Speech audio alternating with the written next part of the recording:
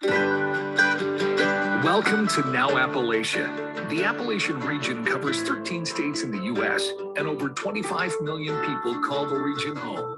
This podcast profiles the authors and publishers with connections to Appalachia and how the region influences and impacts their creative work.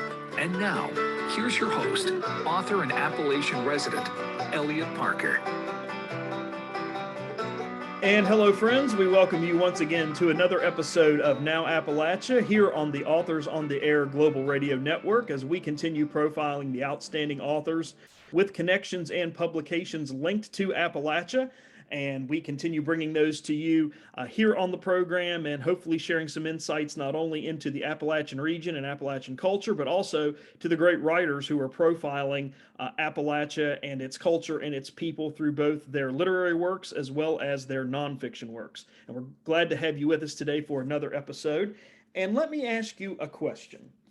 What if there was a place where people weren't constantly scrolling, where forest hikes were never tainted by a ringtone, where getting lost meant really getting lost? These questions are the profile and featured in a brand new book by author Stephen Kersey, and it is called The Quiet Zone, Unraveling the Mystery of a Town Suspended in Silence. And this is an Appalachian town suspended in silence. And I'm so glad to have Stephen Kersey on the program with us today to talk about this new book. And he joins us as an award-winning journalist. His work has appeared in the New York Times, the New Yorker, and Christian Science Monitor, amongst other publications. He graduated from the Columbia University Graduate School of Journalism, where he was a 2016-2017 Knight Bagehot Fellow in Economics and Business Journalism. And he is the author of this new book, The Quiet Zone, and we are so delighted to have him with us today to talk to us about this book, which was written about a very small and unique town in West Virginia that people like me who are from the area are probably familiar with, but a lot of folks are not. So, Stephen, welcome to the program. Good to have you with us today. Elliot, it's so great to be here. Thanks for having me on.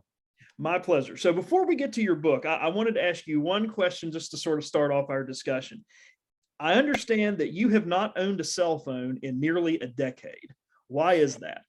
So it's actually been more than a decade at this point. I threw away my very first and last cell phone in 2009. And I was living in Cambodia at the time, and I knew I would be traveling internationally for a few months and that my cell phone wasn't going to work anyways. It was a kind of dinky old Samsung flip phone. And so I just threw it away and thinking, hey, I'll get a new one when I need it. And then when I got back to the United States, I was reluctant to invest in a fancy new iPhone or smartphone and the 2-year data plan. I was just struggling to get by as it was as a journalist. I didn't want to put out that money. But then that decision evolved into like an experiment of like, well, everybody around me seems to have a smartphone or a cell phone of some kind. What would it be like to go for a bit of time without a smartphone? And then it evolved further into this philosophical aversion to a device that a growing amount of research shows hijacks our attention, undermines democracy, erodes our ability to have in-person conversations and concentrate and live in the moment, and not to mention has been credited with an increase in car accidents and teen depression and many other social ills. And at this point, it's at the point where I feel like my life is no worse and is in many ways a little better for not having a smartphone. Fantastic. I'm so jealous to hear that when I read that about you. I'm so jealous because I have many days and moments throughout each day and throughout the week where I would like to just throw mine into the nearest dumpster or the nearest body of water and never look at it again. But and you can do it, Elliot. I know I should. I really should. I really ought to just rear back and let it go. But then I'm afraid of work and other things would not like that too well. But I love the fact that you've been able to do that. I'm so jealous that you've been able to do it and be so successful as well. So your book, The Quiet Zone, Stephen, focuses on the community and culture of a place called Green Bank, West Virginia, which has been dubbed the quietest town in America, and it's home to the Green Bank Observatory. So tell us, where is Green Bank, West Virginia, first of all, and what is the Green Bank Observatory? So like I just said to you, like you could throw your phone away, and you said to me, no, I can't. Like there's just too much time me to my phone. There's too many connections that I have. There's too many, reasons for work and family and social connections that are tethering me to it that wouldn't allow me to throw it away. And I went to Green Bank on the idea of like, maybe there's a place where you could throw it away, where there wouldn't be those, strong connections to a smartphone and a culture of constant connectivity that would allow you to break away from that device. And that's because of it being the home of the Green Bank Observatory. So the Green Bank Observatory, it was founded back in 1956. It's America's very first national radio astronomy observatory. And radio astronomy, it was a fairly new astronomy science back in the 50s. It measures these incredibly faint radio waves coming into Earth from the far reaches of the universe. And you have to, in order to pick up those faint radio waves, you have these radio telescopes. It's like a big TV dish, it essentially looks like. And they're picking up these radio waves, kind of like your TV dish would pick up a TV signal. But because those astronomical radio waves are so, faint, because they've traveled millions of light years to get here to Earth, it's really hard to pick them up. And so you need to have a really quiet radio environment in order to do that radio astronomy work. And Green Bank was determined back in the 50s to be the quietest suitable place in the eastern United States to have this radio astronomy observatory. It's quiet because of natural reasons. It's in a very sparsely populated town, a very sparsely populated county. To this day, the county only has about 8,000 people, only 3 stoplights, not quite as few as in Monroe County, where you're from, but where there are 0 stoplights, but only 3 stoplights, only 1 high school. Not a single highway goes through the entire county of Pocahontas, and 2/3 of it is state or federal forest. So it's quiet naturally, and Green Bank itself is surrounded by this ring of mountains, which really act as a barrier to the outside world's noise. It makes it harder for radio noise to come into the Green Bank area. So it's naturally quiet. And then for the past half century, since the observatory was founded, it's been protected by state and federal laws. So in 1956, the West Virginia legislature passed something called the West Virginia Radio Astronomy Zoning Act, which made it so that within a 10-mile radius of any radio astronomy observatory in the state, which really only applies to Green Bank, it would be essentially illegal to emit any radio noise that interferes with those telescopes. And then in 1958, the US Congress updated the federal code, the federal statutes, to create a national radio quiet zone. It was the very first of its kind in the world. It's really become a model for all other radio astronomy quiet zones worldwide. And it's our only quiet zone in America today. And it's this 13,000 square mile area. For context, that's the size of Connecticut and Massachusetts combined, where if you want to install any kind of fixed antenna or installation, you have to get approval first from the quiet zone administrator, who is based at the Green Bank Observatory. And she gives you essentially a yay or nay decision on if your installation is going to interfere with their radio telescopes. So it's a really cool place. It's radio astronomy in Green Bank, which is only happening because it's quiet both naturally and by essentially bureaucracy. And you had a really great experience sort of immersing yourself in the Appalachian culture there in Green Bank. And we learned as we read the book that you spent a lot of time with the locals, and we'll talk about the research that you had to put into this book in just a minute. But you drank moonshine, you shot guns, you did cave dives, you had kind of the true Appalachian experience when you were living there. But one of the things that you really emphasized in the book, which I found so interesting, is that you found that this is a place, because of its kind of live and let live environment and culture, it has attracted all kinds of people from all over the country and all over the world. But that the fact that even though there is a sort of an impact that the absence of technology has had on all these people's lives, these people are still willing to come together and help each other in times of need. Can you talk a little bit about some of the general themes and threads that kind of ran through the different groups of people that you interviewed, and sort of how they view their life, their community, and kind of this culture or this environment that they inhabit there in Pocahontas County? Yeah, it's a big question, because the book explores so many different characters and groups that have come to the quiet zone over the past half century because it's quiet. And that's not even including all the people who have lived there for centuries. The first white people to settle that area, whose families today, farm on the land. You mentioned it yourself. There is this theme through all of those people and characters of like live and let live, of I'll mind my business and you can mind your business. And as long as we don't, cross each other's fences, there isn't going to be a problem. Like the radio astronomers came there in the 50s because they wanted to get away from it all. They wanted to get away from all that radio noise, essentially go to a place where they could be isolated and be left alone. And those same aspects, have fed into other groups and the culture of that area. In the 60s, on the heels of the radio astronomers, a large wave of hippies and back to the landers came to Pocahontas County, which is really where Green Bank is. It's kind of like the heart of the quiet zone. And they came into Pocahontas County, into the quiet zone, because they wanted to get away from it all. They wanted to get away from modern society and live on, homesteads and live this back to the land experience. One of those hippies who came was a guy named Patch Adams. He's this hippie clown physician who was made famous by the 1998 film starring Robin Williams. And he started, he established his quote unquote Gesundheit Institute there. And it was meant to be, evolve into this free hospital eventually. It's not a hospital to this day, despite him having raised millions of dollars, I discovered, for this, supposed hospital. But he went there because it was cheap land where he could, gather there with his friends and, get away from it all. 5 years or so after Patch Adams moved in, came a wave of neo-Nazis and white supremacists, and not just any group of neo-Nazis, but the National Alliance, led by William Luther Pierce, who is the author of the Turner Diaries, considered the Bible of the racist right. It's a book that's been linked to dozens of hate crimes and racist incidences with deadly consequences around the world. Most infamously, the 1995 Oklahoma City bombing, where the perpetrator, Timothy McVeigh, was found with this book, the Turner Diaries, in his car afterward. So William Luther Pierce moved to the quiet zone and had his National Alliance organization there for about 20 years.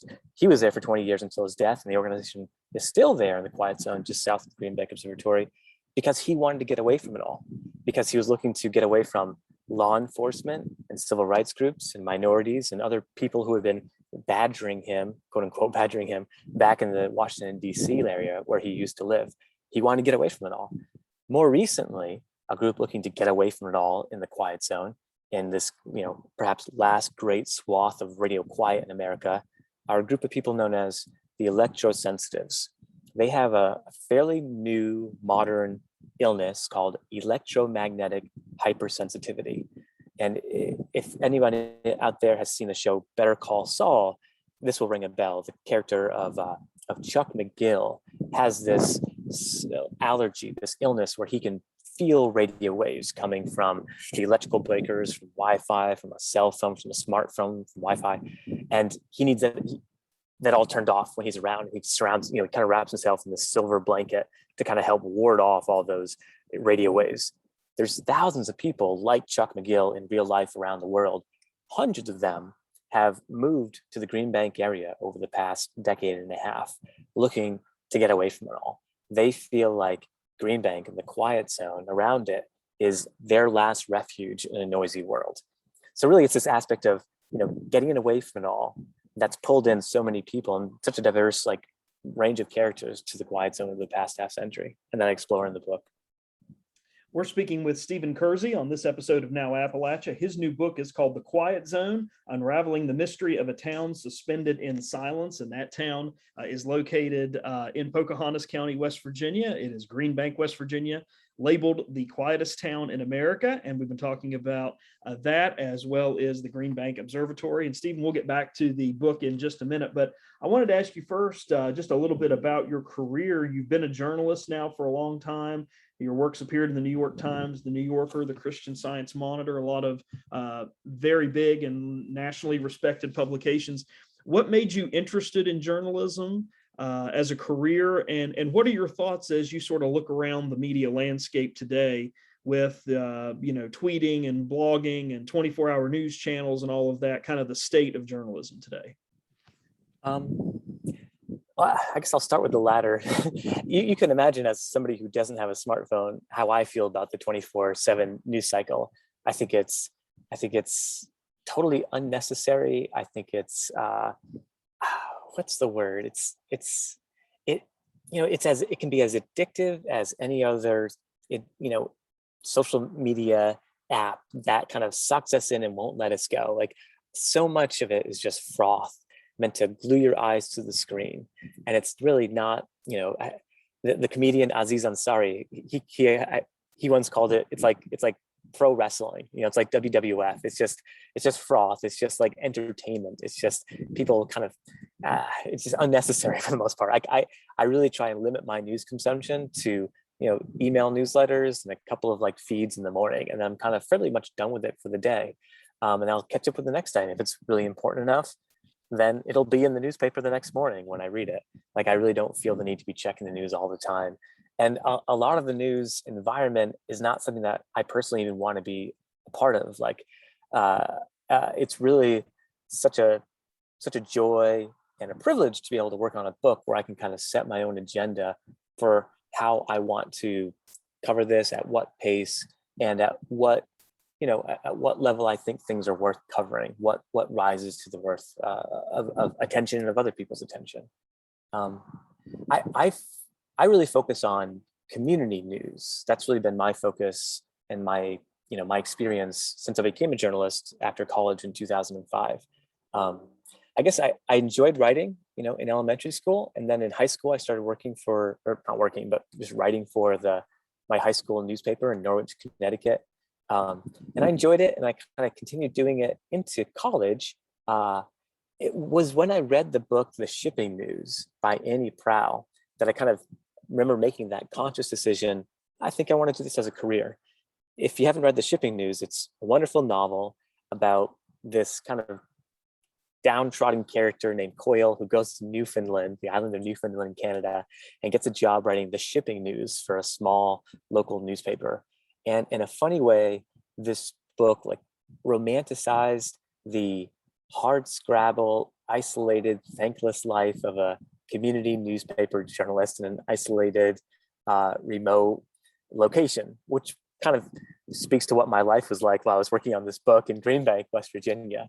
And that kind of set me on the path to doing journalism, and wanted to do journalism where I can often like connect with people and, be involved at the community level, where I can feel and see those stories and be doing interviews. Really, interviews are a driving force behind a lot of the journalism that I do. And speaking of interviews, that's something about your book that I loved so well, is the time and the effort and sort of the painstaking approach in some ways that you took to speak to so many different people that inhabited the Green Bank area. And I just wanted to ask you a little bit about that, interviewing so many people. Did you find it intimidating? Was it hard to kind of keep track of everything? And did you find that residents of the area were at some point and at some times sort of reluctant to speak to you? Because that is sometimes a characteristic of Appalachian people. When somebody comes in from the quote unquote outside and starts snooping around and asking a lot of questions, sometimes there's some reticence there. Did you find that as a characteristic of some of the people you interviewed? Absolutely. In general, yeah, I would say that was a hurdle to get over in my reporting on this place. And it's also makes me wonder how so many other journalists write about this place when they're just doing it by phone or going in for a day or two. Because there is that kind of wall, it makes it so that you have to spend more time there and, get behind the facade of quiet or of whatever these people are kind of putting out before they'll let you see a little bit more of what they're really like or what their actual opinions are.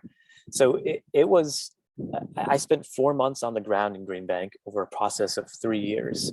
And so because it was spread out over that time, there was a feeling of spending even more time there, like from 2017 to when I first went there to mid 2019 to my last time going there for picking up research for the book. I've since been back.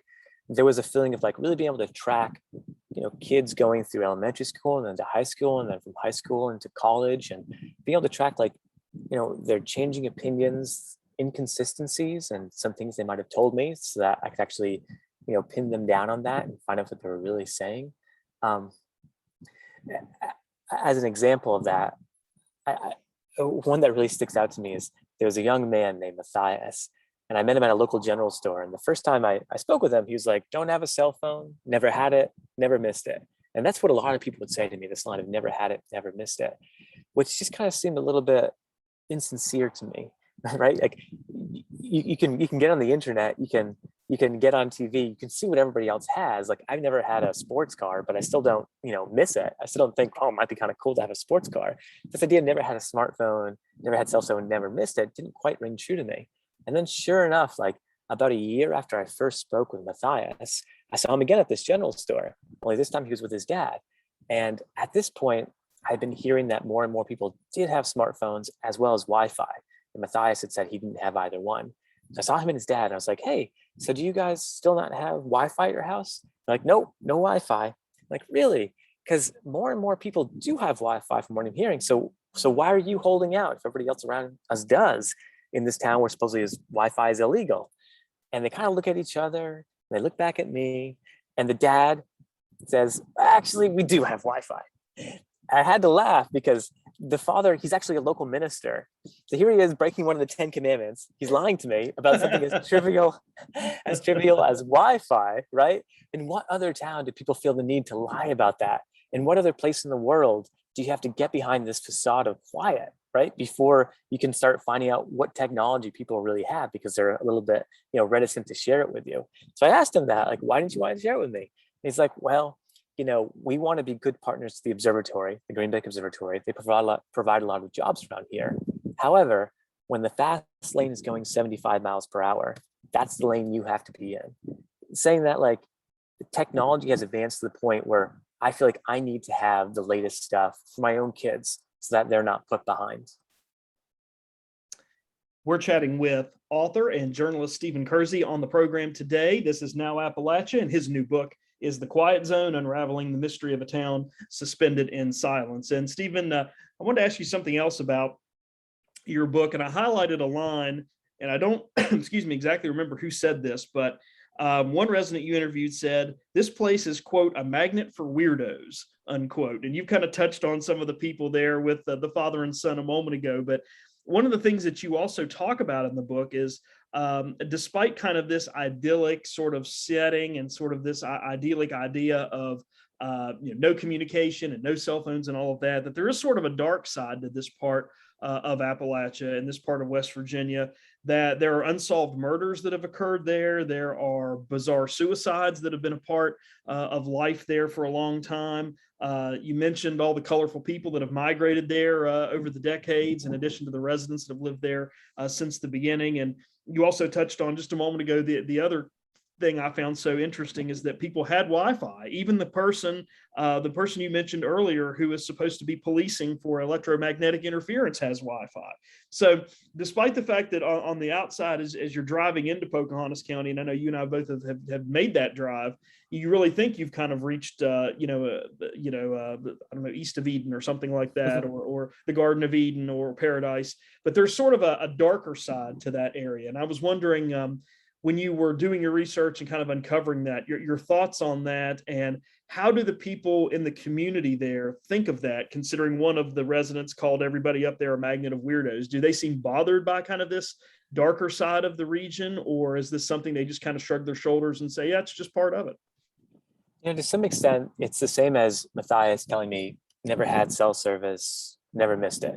Like, this is just our way of life here. And so it's normal to us. And that really is true when it comes to some extent, a bit of, the restrictions on some of the technology they have there, the slower internet they have there, as well as this darker side that, kind of like shadows the quiet zone, that shadows the county and the people there. There is this weird feeling of, like, because quiet has such like a magnetizing, attractive force for so many groups, of it being a magnet for weirdos as well. It was kind of ironic who said that. It was actually a woman who has electrosensitivity, and she's somebody who, a lot of locals are, kind of like raising their eyebrows at, like, is this thing called electromagnetic sensitivity, is it a real disease? It's not recognized by the World Health Organization or other major medical bodies and organizations. Like, people who believe that they can sense, satellites overhead, or if I have Wi-Fi, or if I have a smartphone on or not. That's a bit strange and hard for not just people, locals in Green Bank to understand, but really for anybody to understand. There's been other strange, weird stuff that has happened there over the years, and you touched on some of it. Another aspect of the weirdos is the weirdness of the area are the conspiracies that tend to swirl around this area because of the Green Bank Observatory. It's just such a strange contrast when you drive into Green Bank and you're around this bend and you've been going through hours of forest and around switchbacks and up and down mountain passes, and then you're in this verdant field, valley where there's cows and beautiful barns and cows grazing, and you're around this bend, and all of a sudden there, 500 feet tall, is this tangle of white steel beams holding up this huge dish that's 2.3 acres. It's the size of 2 football fields combined, just in the middle of this field, and it's surrounded by all these other telescopes, about a dozen or half dozen telescopes in all in this field. It's like, how did this get here? Why is this here? Why did our government put $100 million into this, Robert C. Byrd Green Bank telescope in the middle of Green Bank? There's got to be something else going on here besides just science. And one of the reasons why people ask that, and why there's a lot of conspiracies over thinking that this observatory is doing things more than just science, is because the government has done other shady activities in the quiet zone in that area. So the quiet zone, the National Radio Quiet Zone, it's for the sake of not just Green Bank, in fact, but also a nearby town called Sugar Grove, where the US military established its own station because of the quiet zone, where it could do its radio communications back in the 1950s. To this day, it's since evolved into an eavesdropping station used by the National Security Agency, the NSA. It's considered actually our country's largest eavesdropping bug. And from these radio antennas that the government uses in Sugar Grove, they're essentially monitoring the radio noise everywhere else in the United States. And that monitoring, that surveillance, that spy work is only possible because it exists in a quiet zone. And the Green Bank Observatory, I told you that there's a quiet zone administrator. She's administering the quiet zone, not on just behalf of the observatory, but also on behalf of Sugar Grove. So there really is a link between Green Bank Observatory and the Sugar Grove military station and the spy work that's happening there. And that makes a lot of locals think maybe the Green Bank telescopes aren't just doing science. Could they actually be listening into our conversations in our homes? Or are they controlling the weather? Or are these telescopes, hiding, are they actually missile silos, secret missile silos that are hiding underneath? Or, can they control the weather? Or is there a massive underground bunker that might connect between Green Bank Observatory and the Sugar Grove military station? And that's kind of fed in because you mentioned earlier on that I did a bit of a cave dive.